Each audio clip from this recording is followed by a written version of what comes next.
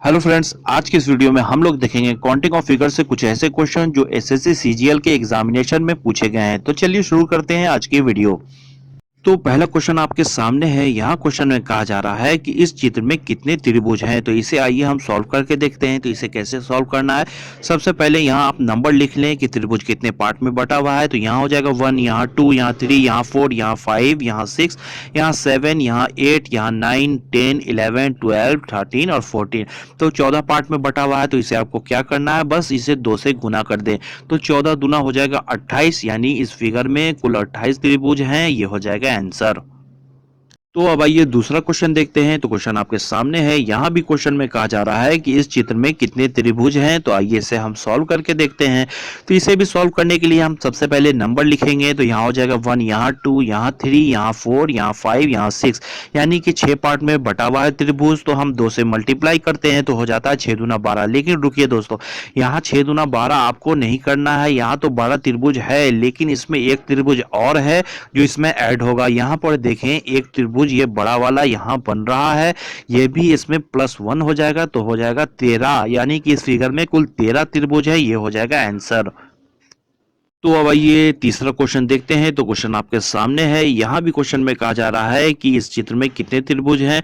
तो आइए इसे हम काउंट करते हैं। तो यहाँ हो जाएगा 1, यहाँ 2, यहाँ 3, यहाँ 4, यहाँ 5, यहाँ 6, यहाँ 7, यहाँ 8, यहाँ हो जाएगा 9, यहाँ 10, यहाँ 11, यहाँ 12, यानी कुछ 12 पार्ट में बटा हुआ है त्रिभुज। तो हम 2 से मल्टीप्लाई करेंगे तो हो जाएगा 12 दूना 24। ठीक है, तो यहाँ आपको 12 दूना 24 आंसर नहीं लगा देना है।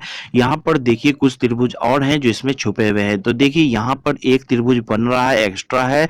बाहर वाला त्रिभुज ये एक हो गया और यहाँ पर एक हो गया, ये 2 हो गया। ठीक है, और एक त्रिभुज यहाँ पर है, यहाँ पर एक बनेगा तो ये 3 हो गया। और एक त्रिभुज यहाँ पर है, एक यहाँ बनेगा तो ये 4 हो गया। यानी कि इस 24 में 4 त्रिभुज और जुड़ जाएगा तो हो जाएगा 24 4 28, यानी इस फिगर में कुल 28 त्रिभुज हैं। ये हो जाएगा आंसर। तो अब आइए नेक्स्ट क्वेश्चन देखते हैं। तो क्वेश्चन आपके सामने है। यहाँ क्वेश्चन में कहा जा रहा है कि यहाँ समूह में कितने घन हैं। तो हमें ये बताना है कि इस चित्र में कुल कितने घन है। यहाँ देखिए दोस्तों, इस चित्र में कुल 10 ऐसे घन हैं जो आपको दिख रहे हैं, और कुछ ऐसे घन हैं जो इसके पीछे हैं जो हमें नहीं दिख रहे हैं। तो ऐसे क्वेश्चन को कैसे सॉल्व किया जाता है, इसका एक ट्रिक है दोस्तों। तो चलिए शुरू करते हैं। तो इसे सॉल्व करने के लिए सबसे पहले आपको क्या करना है, सबसे पहले आप देखें कि ऊपर में कितने घन है। तो ऊपर में एक घन है, ठीक है, तो यहाँ हमने लिखा एक, ठीक है। और देखें कि नीचे में कितने घन है। नीचे में कुल 4 घन है, ठीक है, तो एक के सामने हम लिखेंगे 4, ठीक है। अब हमें क्या करना है, अब ये जो एक हमने लिखा था बस इसमें एक बढ़ाना है, इसके नीचे लिखना है 2, ठीक है। और यहाँ जो 4 है इसमें से एक घटाना है, यहाँ लिखेंगे 3, ठीक है। फिर यहाँ 2 है, 2 में से एक हम बढ़ाएंगे तो हो जाएगा 3, ठीक है। और यहाँ 3 है, 3 में से एक घटाएंगे तो हो जाएगा 2। हमें तब तक घटाना है जब तक एक नहीं हो जाए, ठीक है। तो यहाँ 3 है तो 3 में एक बढ़ाएंगे तो हो जाएगा 4, और यहाँ 2 है, 2 में से एक घटाएंगे तो हो जाएगा 1। बस हमें यहाँ स्टॉप हो जाना है। अब हमें क्या करना है, इन दोनों संख्या को मल्टीप्लाई करना है, ठीक है।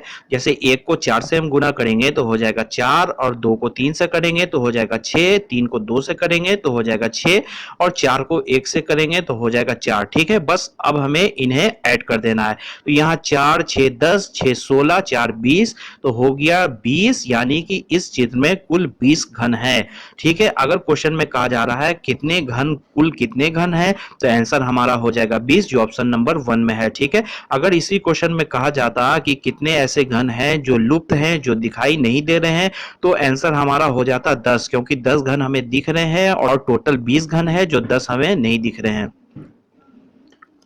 तो अब आइए नेक्स्ट क्वेश्चन देखते हैं। तो क्वेश्चन आपके सामने है। यहाँ भी कहा जा रहा है कि इस चित्र में कुल कितने त्रिभुज है। तो आइए इसे हम लोग सॉल्व करते हैं। तो इसे देखकर आपको लग रहा होगा दोस्तों कि ये काफी टफ होगा क्वेश्चन, लेकिन ये बिल्कुल इजी है। तो यहाँ आपको क्या करना है, बस ये देख लेना है कितने पार्ट में त्रिभुज बटे हुए हैं, बस उसे डबल कर देना है।